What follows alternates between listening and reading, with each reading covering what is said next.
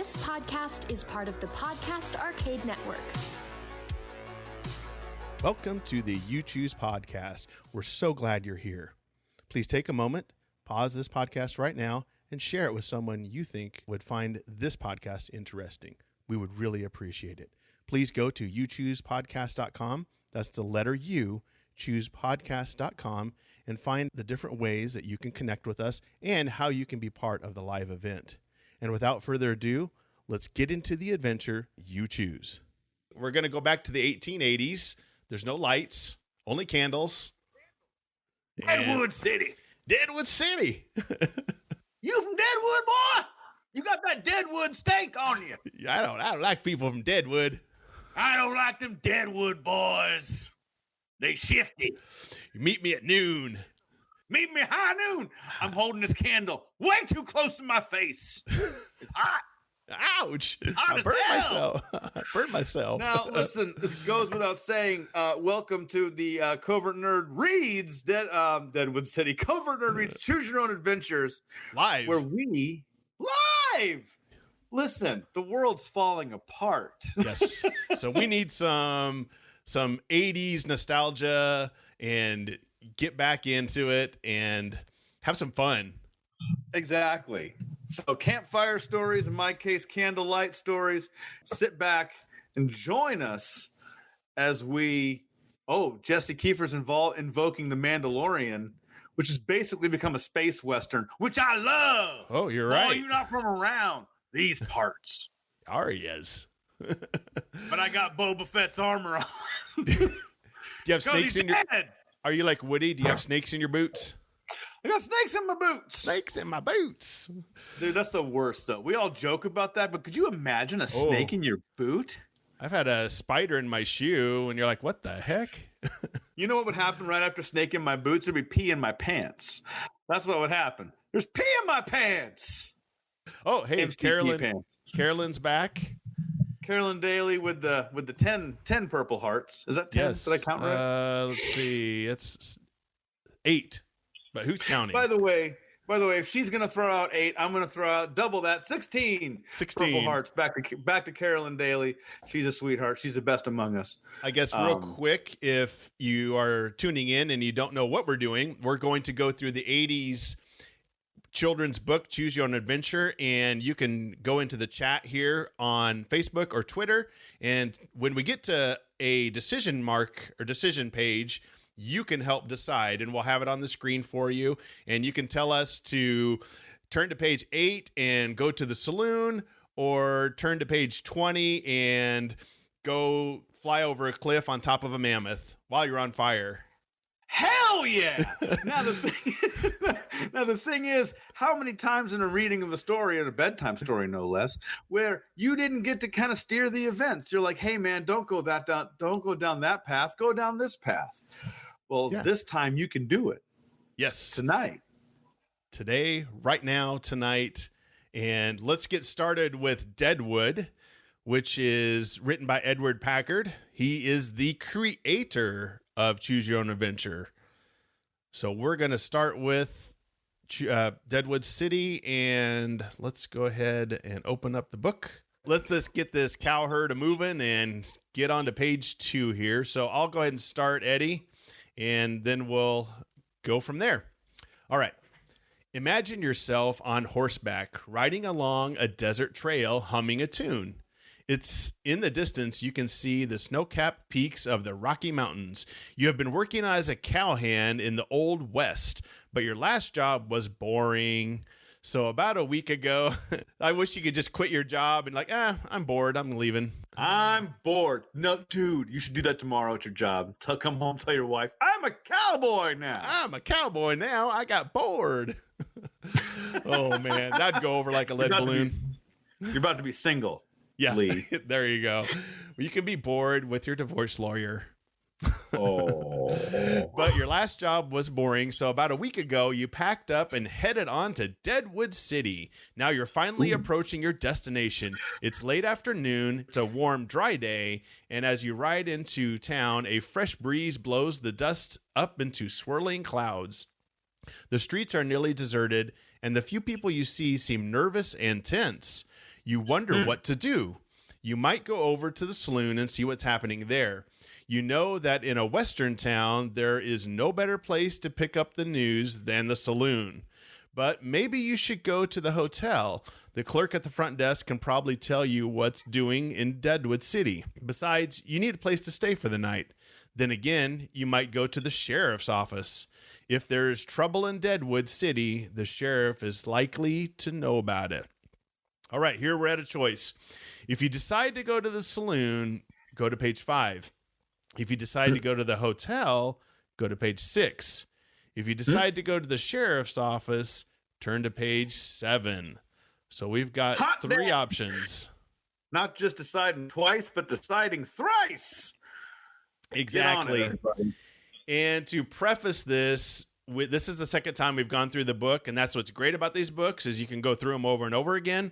But our first choice was the saloon last time. We did go into the saloon, so bear that in mind. We may want to make an executive order and say, well, maybe it's the hotel or the sheriff's office this time. Right. Why repeat past mistakes? Exactly. You know? And of course, Jesse goes right for the saloon. What did we just tell you? Now, the thing to bear in mind is I want to point this out. How cheap were baby boomer parents back then, Jesse? And I'm sorry, and Lee, how cheap were I saw Jesse pop up. I'm sorry. That's okay. How cheap were they? How cheap? Because Transformers, they're like, I'm only buying that toy because it turns into 2 things. Now you got 2 toys for the price of 1. But then they go in these books. They're like, these books are 50 books in one. That's all I'm buying you. You're not getting any books. That That's a good point. You got on your shelf, it's one Choose Your Own Adventure book. He's like, that's 40 books. You know it is. Your friends come over. They're like, that's 1 book. No. My mom said there's 30 books in there. You got 3 Transformers. Like, I got 6 toys. Yeah. Like, no. That's a kid. Actually, you can tell you're a dad, Eddie. You came up with this way to make it sound, better to an 8-year-old, 9-year-old. Spin exactly. It. Okay. Oh, or it's like I take the breakfast cereal and punch it into powder and be like, now it's pixie dust, kids. Yeah, come on. Look at that. Candy dust. Anyway, sorry. All right. So Carolyn says hotel. Brent says the sheriff's office. And Jesse says he's thirsty. We're split 3 ways. Flip that covert nerd coin. Whip it out so soon, but all right. Y'all gave us no choice. What are we going to say? Since we really only have 2 choices, hotel or sheriff's office? Yeah, I say hotel is heads because it starts with an H. Hotel. Okay. That's how I all right. We'll flip it here. It's tails. So we're going to the sheriff's. We just skip over Jesse like it doesn't matter. Poor Jesse. I'm sorry, Jesse. You matter. You're fabulous. All right. Here we go. So page 7 is the sheriff's office. So it's my turn. Is that my turn then? You got this, Eddie. Here we go. Do I do it in character the whole time? If you want to. I might read just this page. We'll see how I feel. Okay.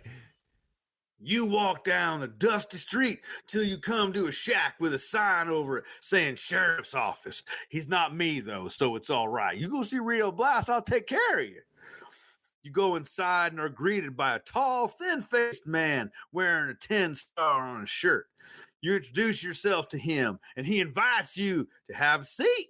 He means to sit down. Don't take it with you. You're not some kind of seat thief, are you? Don't be taking seats.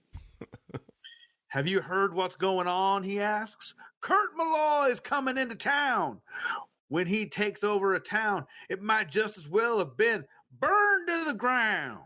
In fact, if you ask me, that would be preferable because this town sucks. I'm kidding. That's just something he implied. That's all I'm saying. All I can say is you better watch your step. That's dangerous talk coming from the sheriff. He done gave up. Yeah. Lee, he don't care. He's done. You best watch your step. You think maybe this town isn't such a great place to be, but you just about broke, and you better stay around long enough to earn some money. Do you have any idea where I might get a job, you ask? No, I don't, the sheriff replies, the most useless sheriff I ever did see. but you might talk to Mrs. Megan. She lives right across the street, and she always seems to know everything that's going on around here. This sheriff is as useful as boobies on a boar, as those cowboys would say. You can't milk a boar, Lee. You can't do it. You're mad. It would be crazy. If you decide to pay a call on Mrs. Megan, turn to page 14. If you decide you'll look around town instead, turn to page 15. You can help decide, do we go to Mrs. Megan or do we look around? Yeah, you're right. This guy, they never say the name of the sheriff, but I have a feeling it might be Barney Fife. He's no darn good. He did not give you any help at all. He's like the worthless law enforcement. He's even Prufrock and Schmidt might be better than this guy. Prufrock and Schmidt are cracking their knuckles like, let me at him. They're like, hold my beer. Hold my 70s Schlitz malt liquor. I'm going to come in here and clean up this town. Exactly. Hold my Schlitz. They don't even give the sheriff a name. No, exactly. He's just the sheriff. And he's like a bitter old man. He's like, I don't even want to be here. I don't know why I'm here. My wife made me take this job. He's like, if there's a God in heaven, he'll burn this place to the ground. He'll light it on fire because this place is cleansing fire of the Lord's the only thing that'll save this town. He just like hates it. Sodom and Gomorrah, more like Sodom, Gomorrah, and Deadwood. Left out that city. Burn. All right. So Jeffrey Lee is in the chat, and he says, "Go get back to the hotel." Right? Is that even a choice? Oh, no. Miss Megan. She's in the Miss Megan. We can't go back Jeffrey, to the hotel. We can't. Too late, Jeffrey. We can't be making up endings. Oh, Carolyn's talking like she's talking like a cowboy. I love it. Every bonus covert nerd coins for people who talk like cowboys in the comments. Carolyn gets 5 covert nerd coins right away. Go get a gosh darn job with Megan. Miss Megan, you give me a gosh darn job. Right now. Right now. Not yesterday, girl. I need to work. Don't make me get my gun out. Don't make me get my angry face on, because I'll do it. I will. Kurt Malloy is our bad guy. I mean, anybody named Kurt, you meet a person named Kurt, you better punch him across the jaw right there. they ain't no darn good. Oh, we got Jesse. Get a drink. Hashtag parched. Jesse wants to go to the saloon. That's awesome. Someone get Jesse a glass of water. Jesse might need an intervention here, I think. Nah, no, he doesn't, man. We're all going through this together. I'm just kidding. My High School Musical. We're all in this together, everybody. We're all in this. No, we're all in this together. Hey. Nobody's getting out of here alive. No, that sheriff had anything to say about it. He's like, listen, I'm going down to the general store to buy a can of gas and a match. You know what I'm saying? This town's burning. Feel the burn is right. Getting postal. Get him a Manhattan. Listen, everybody, these are great comments. We need to decide something, because so far Miss Carolyn Daly is the only one. I think we're just gonna. Should we just go to Miss Megan? Go see gosh darn Megan. Yeah, Mrs. Megan, which is page 14. Mrs. Megan. 14. Page 14. Yep. You knock on Mrs. Megan's door. In a moment, it opens. Yeah. On Megan's door.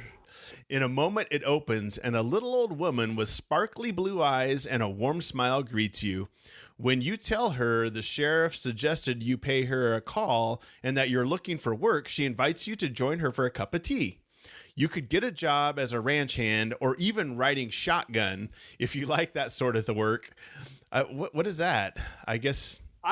I think it's passenger, but back then the passenger legit carried a shotgun. Oh yeah, like when they were riding the wagon, they would have the guy next to him with the. That's where that came from. Okay, yeah, there we go. Yeah, that's where the term came from. When they said shotgun, it's because you aren't just sitting in that seat; you're holding a gosh dang shotgun. Yes. Okay. All right. Mrs. Megan says, just look at the notices posted down at Tyler's General Store. But would you consider starting a newspaper? I've been planning to do it myself. I even had a printing press sent all the way from Philadelphia, but now my health isn't what it used to be, and I'm just not up to it. If you're interested, I'll help you set up. If you decide to check out the notices at the general store, turn to page 15. If you decide to go into the newspaper business, turn to page 40. We're getting to the point. Yes. We're at a critical point now. I can feel it. This is our career path right now, right in front of us, guys. This is like you're the 18-year-old senior deciding what you're going to do. You're like, now you do like reading. You're reading a book now. Yeah. Why not go into print? to quote someone, print's not dead. Jesse says, ride shotgun, hashtag that's what she literally said. That's what she literally said. But listen, there's a lot of like notable people who were involved in print media. You know, the Rothschilds, right? Mm-hmm. Clark Kent. Who else? Peter Parker. Peter Parker. He took photos. Give me pictures of Spider-Man. Yes. Spider-Man. Give me pictures. Give me pictures of Jesse Kiefer. Yeah. That's what J. Jonah Jameson wants. Pictures of Jesse Kiefer. Just a fistful of like pictures of Jesse Kiefer. All right. Carolyn Daly, he wants to be a newsie. Carolyn says newspaper. Jesse says newspaper. So I think it's newspaper. You're short on ears and long on mouth, boy. Yeah. That's funny. That's a good one. That is. Join Grawlix. I have to give Jeffrey some credit here. He's inventing choices that don't exist in the book. He's really good. We should do write your own adventure. Okay, so Jeffrey gets 10 Covert Vern coins. Ooh. Covert Nerd coins, 10. For add those up. Being creative. Making your own endings. It's a game where the points don't matter. Yes, much like this election. Much like this election, apparently. So, okay, what page are we going to? We're going page to print. 40. 40? Oh, all Carolyn said Lois Lane. There we go. See, there you go. All right, page 40. Like, give me pictures of Spider-Man. I'm getting there. I'm going off a hobo internet right now. Running a newspaper sounds great, and you gladly accept Mrs. Morgan's offer. Your paper, the Deadwood Dispatch, because you love alliteration so much, will appear every Friday so that when people come into town for the weekend, they can read the latest news, providing they know how to read. You'll turn over to her any money you take in on the first 4 issues, and after that, you'll own the printing press free and clear. While you are, that's a pretty good deal, actually. It is, actually. The first 4 issues, it's like, you just keep everything. I'll starve. And then after that, it's yours. It's yours. It's mine to keep. While you're just down a couple pant sizes because you're starving. Yes. While you are getting your first edition ready, many of the local cattle ranchers go out of their way to tell you that sheep are ruining the grass on the open range by cropping it too close to the ground. I thought they said crapping, by the way. I almost read that wrong. Whoops. They're crapping on the ground. An editorial on the subject will certainly attract attention to your newspaper. The cattleman's position sounds convincing, and you think maybe you'll say in the dispatch that the sheep ranchers should go back to where they came from. This is the first boring choice. Yeah, I know. This is like an actual career choice. Do you write the scathing article? Yes, or not. If you decide to write an editorial against the sheep ranchers, turn to page 26. If you decide to wait until you have heard the sheep rancher's side, turn to page 27. Ooh. Editorial conundrum. You're right. This is kind of a little bland. We want to see some Kurt Malloy and go back to that gritty sheriff. We were at a point where we were going to face off a murderer, and now we're like, should I write a story about how the sheep farmers should go, or should I interview them and then get or is it a story about the dusty farmhand, now paper magnate? Right. This is probably, and I won't lie, this is probably the most boring sounding choice we've had to make ever. I'm sorry. In this book series. I'm sorry. No, it's not your fault. You read enough of these. That's what and we got more people inventing endings here. Wait for what? Called Deep Throat. What? Jeffrey Lee. This is a family show. And then Carolyn says, wait, page 27. So she says, wait. So Carolyn, she's... Oh, wait. Yeah, wait. We got 2 waits. Good things come to those who not wait. Take the stuff they want. You can tell this is a lower budget Choose Your Own Adventure. The effects aren't as good as the other one. This is a made-for-TV movie version of Choose Your Own Adventure. You remember those? Imagine. The after-school special? Yes. Oh, Lord, those things. Oh, wow. Really, what did you learn about taking candy from strangers? I learned friendship rules. Those things were like low to no budget TV movies. Never forget it. Those Benji ones. Remember those Benji ones? The dog Benji? How old are we? We remember Benji. Oh, yeah. I remember Benji. Cultural. It's a little terrier dog that got into misadventures, but he solved crimes and taught kids a thing along the way. I think they may have paid in covert nerd coins back then, too. That's why it didn't go very... All right. Take off. So Carolyn says, wait. And I think that's the consensus here. I think the consensus is wait. Good things come to those who wait, man. So we're going to go to page 27. You spend a few days calling on sheep ranchers in the area. They argue that the cattlemen are breaking the law by fencing off the water holes and trying to drive sheep ranchers off public land. You decide the sheep ranchers have a just cause for complaint, and in following Friday's edition of the Dispatch, you print an editorial saying so. Many people comment favorably on your editorial, but a couple of mornings later, several tough-looking men stop you in the street. They're led by Jack Garvey, and a burly red-bearded cattle rancher. We like your newspaper a lot, Garvey says. It would be a shame if you weren't around to run it anymore. Oh boy. There it is. He's our first Italian mobster. It'd be a shame if something happened to your pretty printing press, wouldn't it? Hey. You know that you can't run a newspaper by letting other people tell you what to write. On the other hand, you've heard a lot of dead heroes in the West, and you don't want to be one of them. Bada bing, bada boom. You can't be printing papers if you're dead either. If you're dead, you got to sound like Tony Danza. You got to hear Angela. Fingers are broken, Angela. You can't be printing. You can't be making newspapers if your fingers are broken. If you continue to publish your views on the rights of sheep ranchers, turn to page 47. If you decide to write about other things for a while, turn to page 49. So basically, do you keep going and risk getting shot, or do you just back off?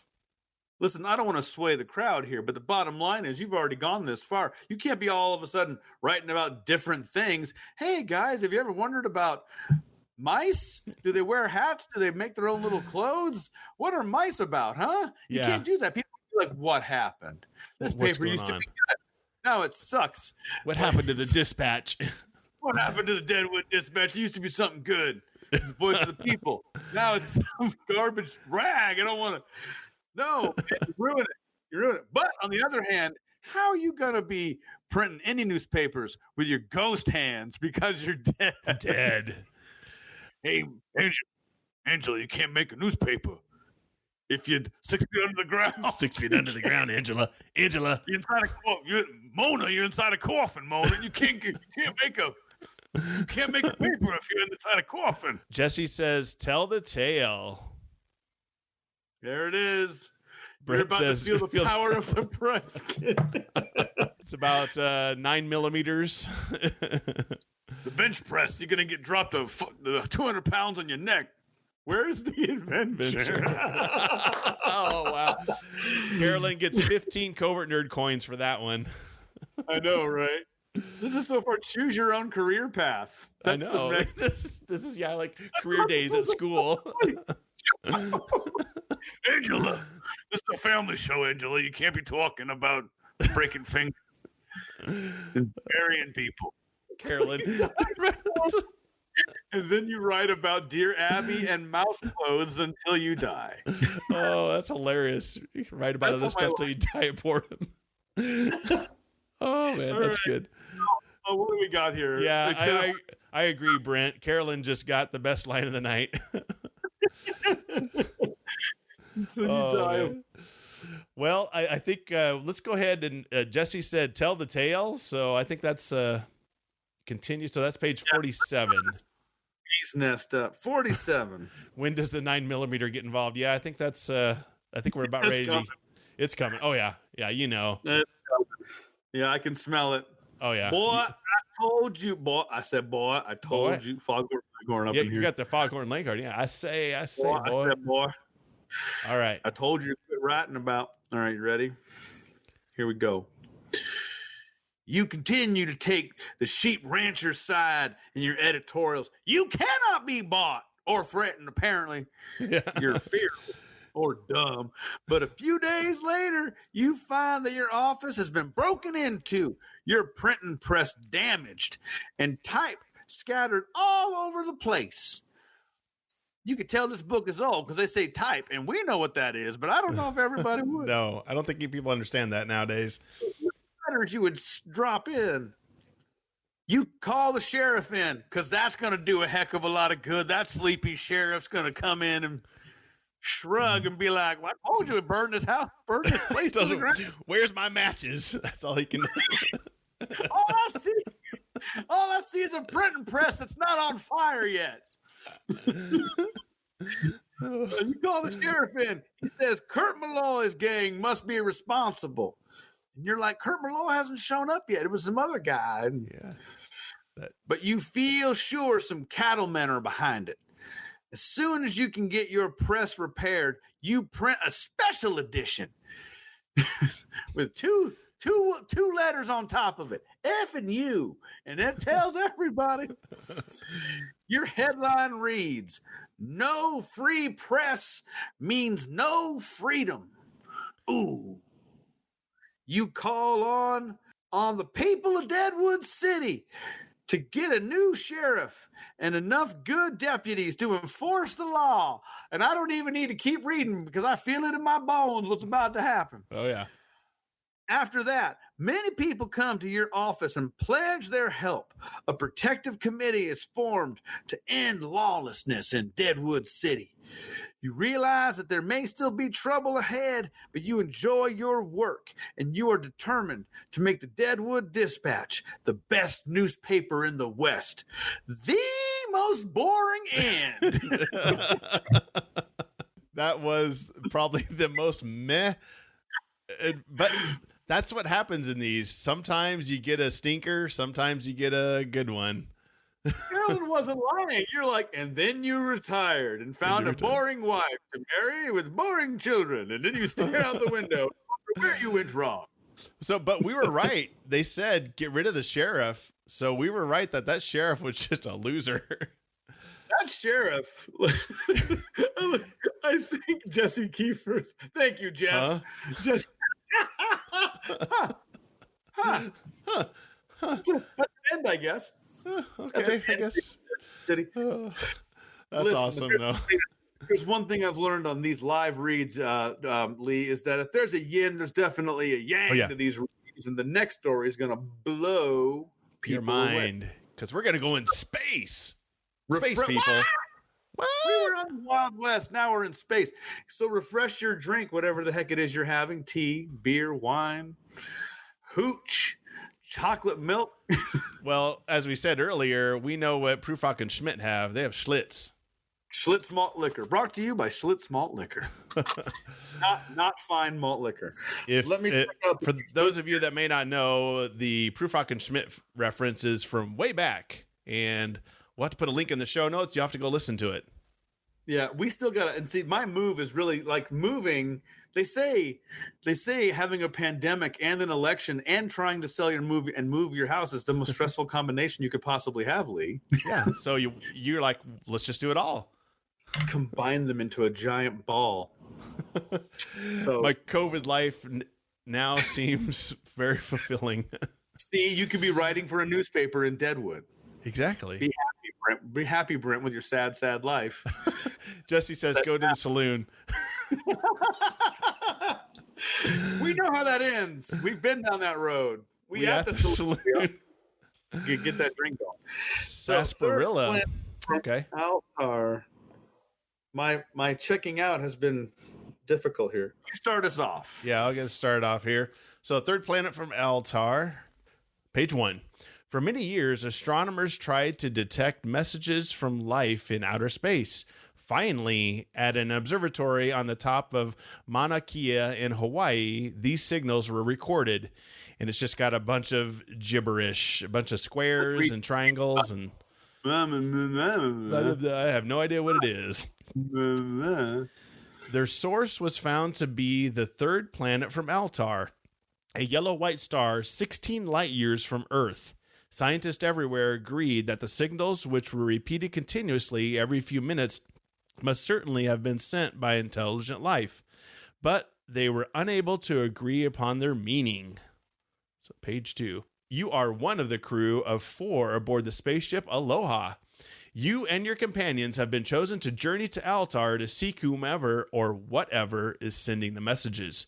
You hope to travel the vast distance in only a few weeks instead of hundreds of years by making use of time contraction technology. All systems operated perfectly as you blasted off and accelerated past Mars, Jupiter, and Saturn and on into interstellar space. Now, 2 weeks later, you're standing on the bridge watching the rear view display screen. The sun has diminished it in size and brightness so that it now looks like an ordinary star.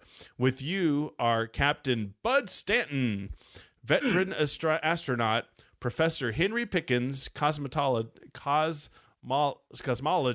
not cosmetologist, and Dr. Neera Vivaldi, an anthropologist specializing in interspecies communications. Isn't that what Al majored in, was interspecies communication? I believe so. And actually, fun fact, he used to be a space cosmetologist.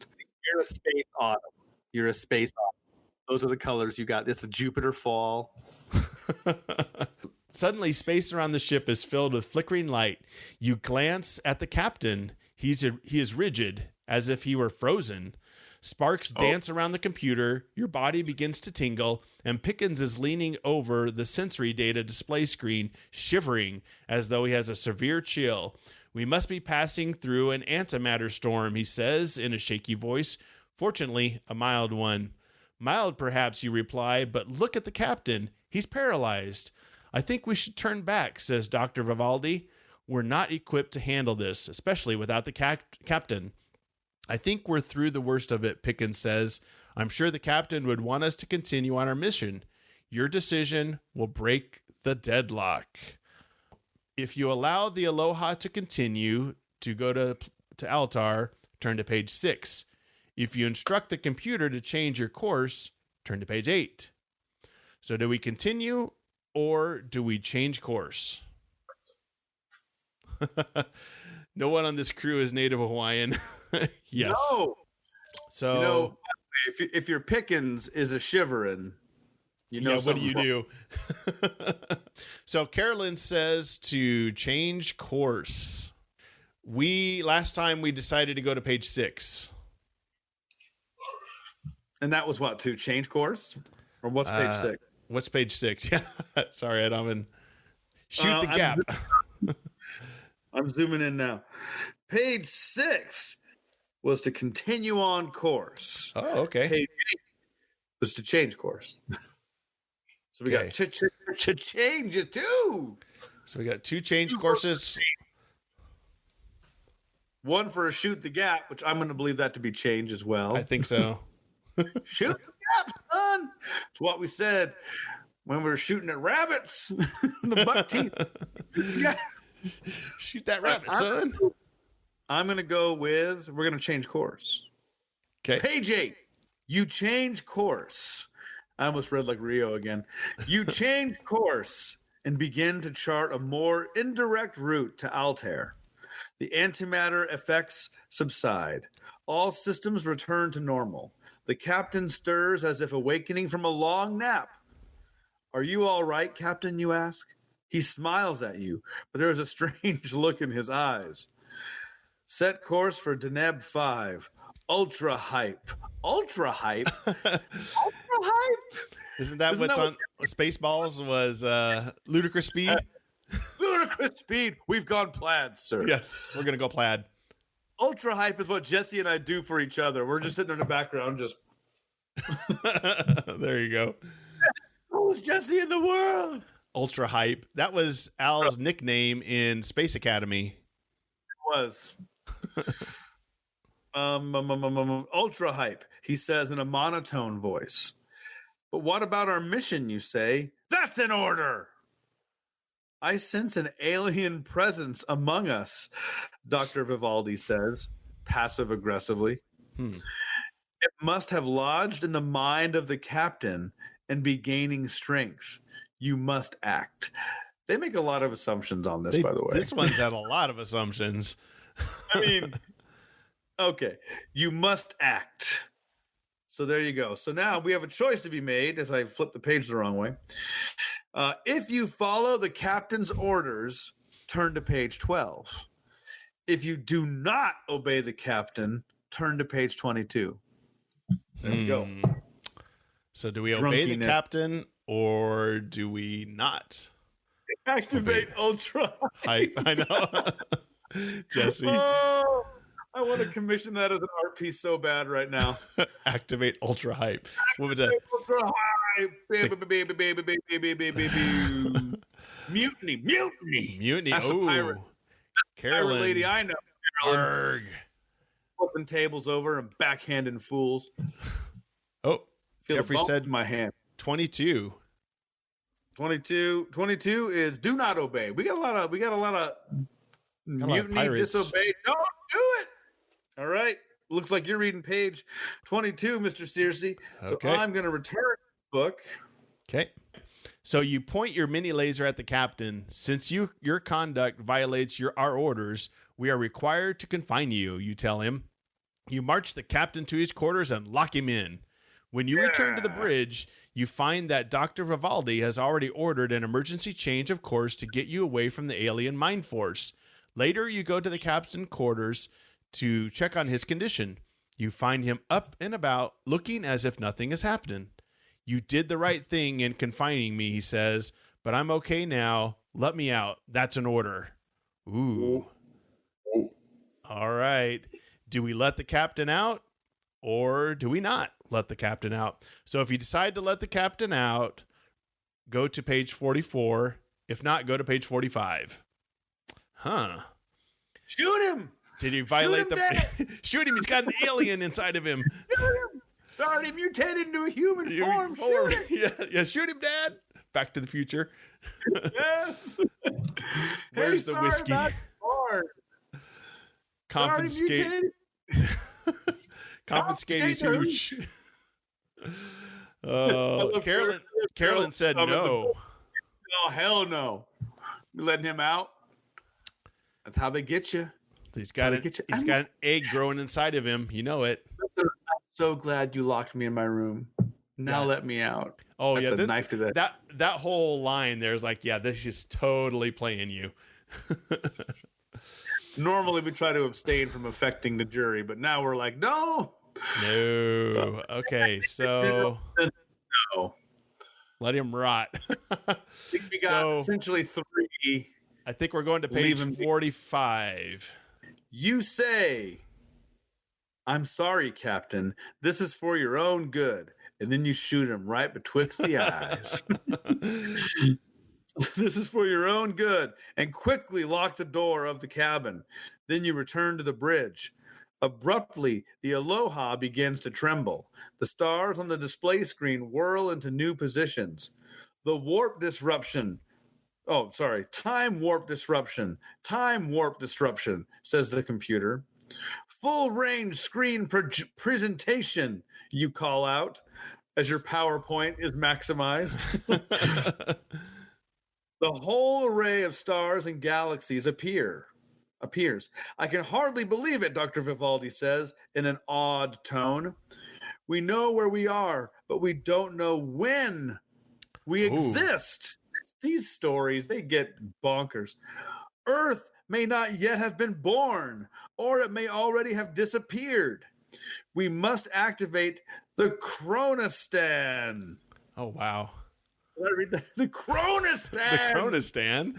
The Chronostan. I think I had a cousin that was there once. That's from a country, right? Nasty case of Chronostan back in the day. Gets my drops, clear it right up. We must activate the Chronostan, Pickens cries. It is our only hope of returning to our own time. But what if we fail, you wonder aloud? Pickens thinks a moment, which takes a lot of energy because Pickens is not that smart. We might end up in a time from which we could never escape, possibly even a time before any matter existed in the universe. We would then be totally and finally alone. The introvert's dream. Computer rates the probability of success, which we don't even know what success means at this point, at 32%. Dr. Vivaldi and Pickens say they will trust your 12-year-old judgment. That's right.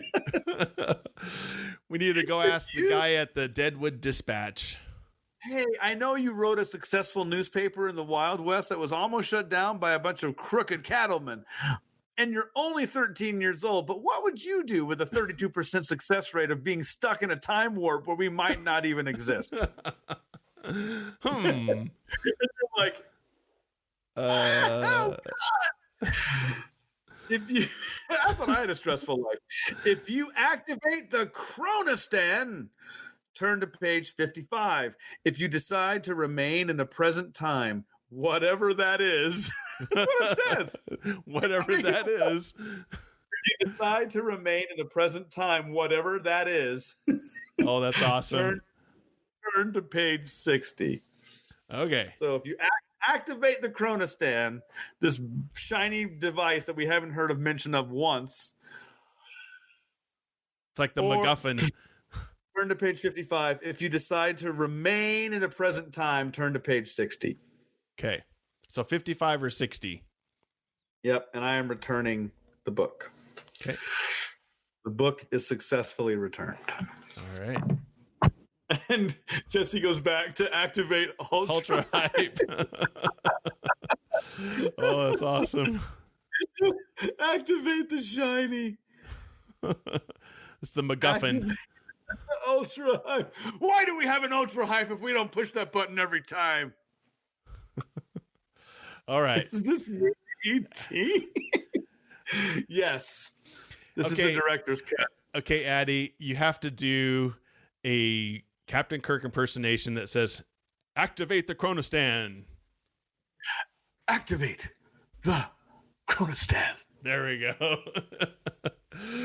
I can see that. Spock, activate the Chronostan. Activate the Chronostan. All right. Jim. I'll point out to you. No one's ever done that before. You don't even know. We don't know. So I assume we're Chronostan is spelled KRNO dash STAN. Stanley. I think we're going to activate the Chronostan, Eddie. I think that's the consensus. 55, man. They want to go to page 55. So we're going to push the button. The shiny red button. Don't push the shiny red button. Yeah, let's push it. Okay. You insert the Chronostan program into the computer, which emits a musical tone that rises higher and higher until it becomes a searing pain shooting through your head. In a moment, you're unconscious. Oh, my.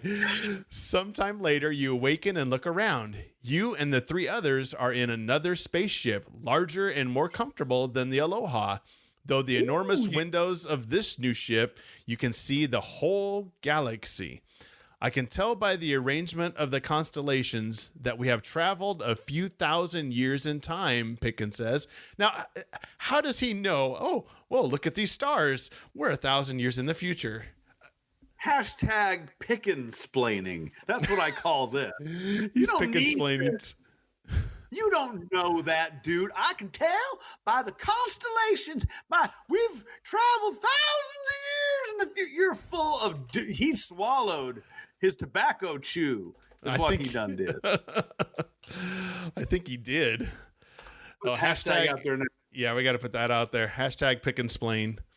He's like that annoying kid that, well, actually, in issue 18 of volume 1. Okay. So 57. Here we go. Oh, wow. Some cool art. I got beat to it. Everybody else jumped on it. Did you see that? Pick and splain. Pick and splain. So you are astounded to see that there are 2 strange creatures in the compartment. They have squat bodies, 4 legs, and oval heads. Each holds up rope-like arms and waves its spiny hands. You understand they're welcoming you aboard their ship. Within a few hours, you're able to establish communications with these beings through computer-assisted translation. They tell you that they come from the 3rd planet from Altair and that their destination is the 3rd planet from the sun, the Earth. You will arrive in only a few weeks. You can only guess whether it will be in the future or the past. The end. Dang!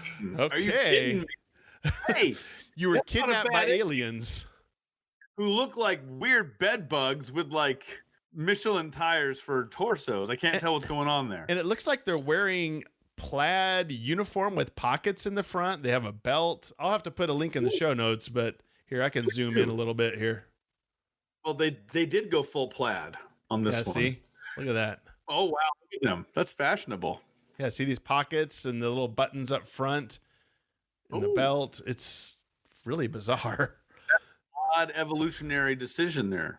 Yeah. I don't know. The face looks really, wow. They did put out a hashtag squat body. Hashtag squat body. So what did they do for the artist for this guy? They said, here, come up. Yeah, space herpes. Exactly, Jeffrey. Yep. Did they have to take an acid trip for this, or is just like, just give me something really bonkers? Yeah. I mean, that's exactly Carolyn with another one.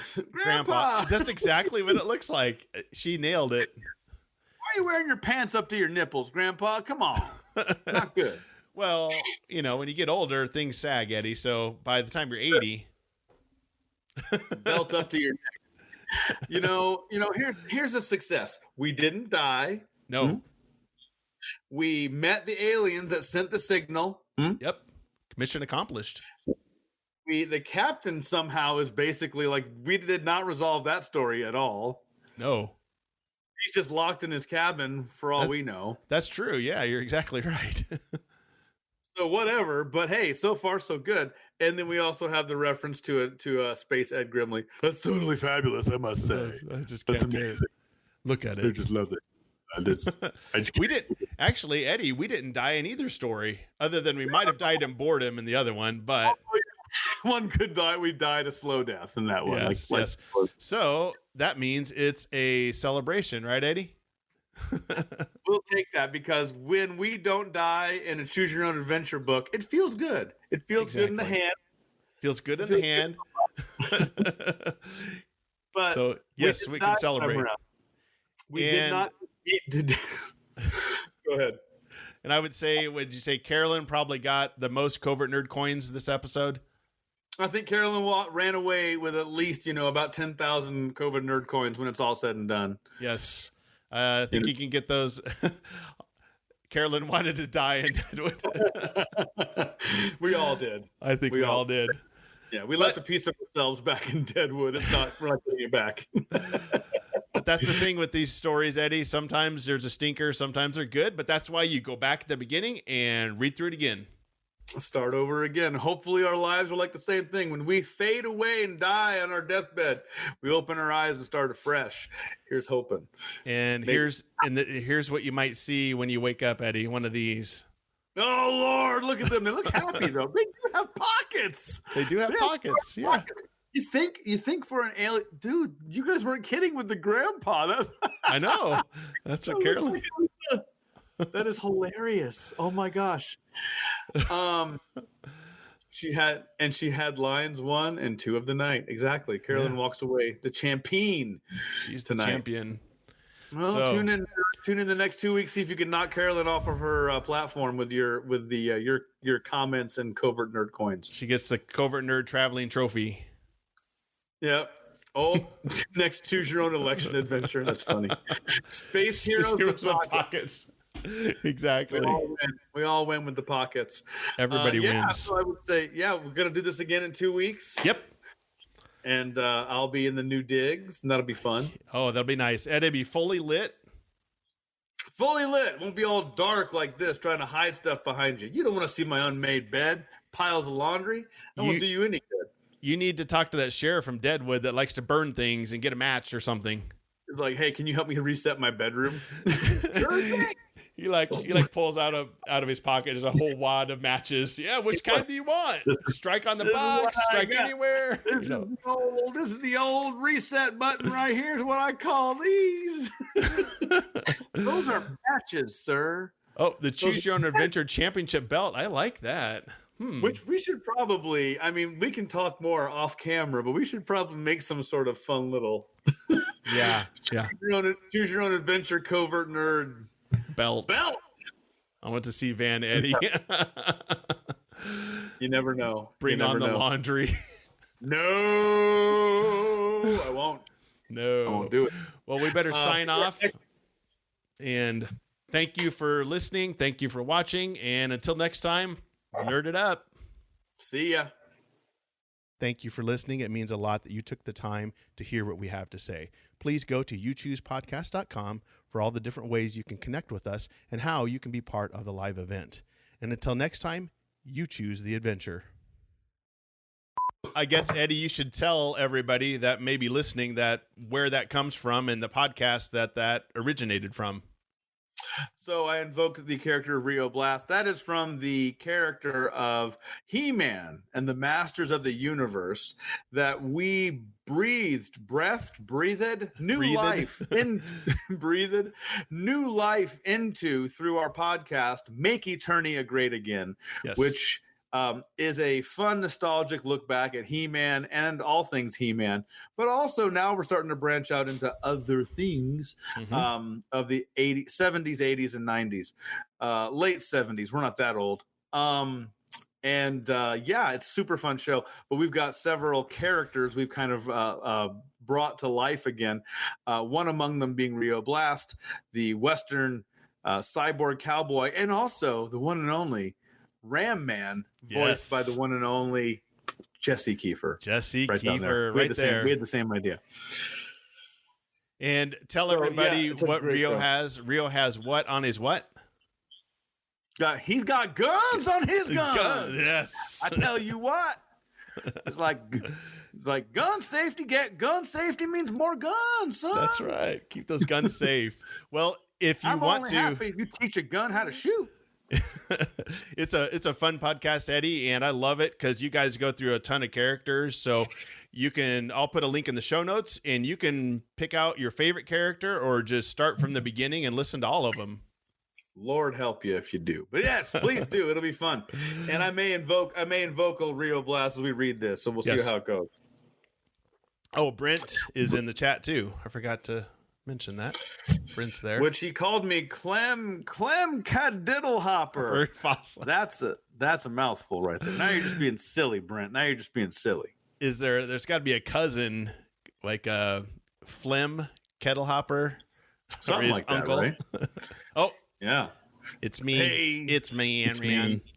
It's Ram Man. All right. Good old Jesse. Anyway.